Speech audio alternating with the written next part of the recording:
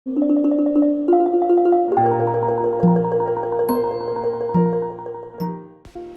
ញុំបកណាសូមនមស្ការចំពោះគុណម្ចាស់គ្រប់ព្រះអង្គនិងសូមធ្វើសេចក្តីរាប់អានចំពោះញោមញាតដែលបានទេសនានៅវីដេអូនេះផងដែរគឺញាតិញោមពុទ្ធបរិស័ទដែលនៅ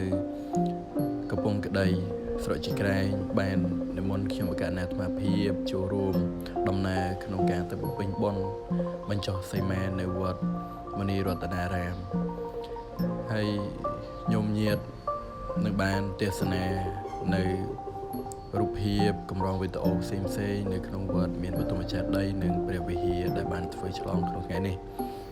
អញ្ចឹងសូមកាលណាគុណម្ចាស់និងញោមញាតទេសនាដូចតទៅ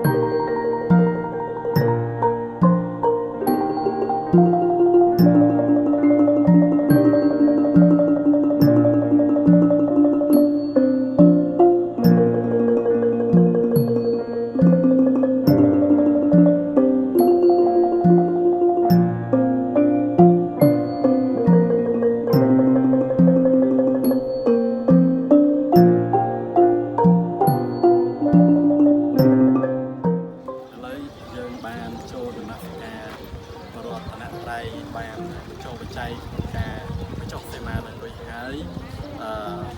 បន្តមកក៏សូមចែកជូនបុណ្យកុសលដល់ពួកញាតិទាំងអស់ដែលបានទេសនានៅវីដេអូនេះសូមឲ្យយកទាំងអស់ទាំងអស់គ្នាមើលវិញ្ញាសាអត់យំ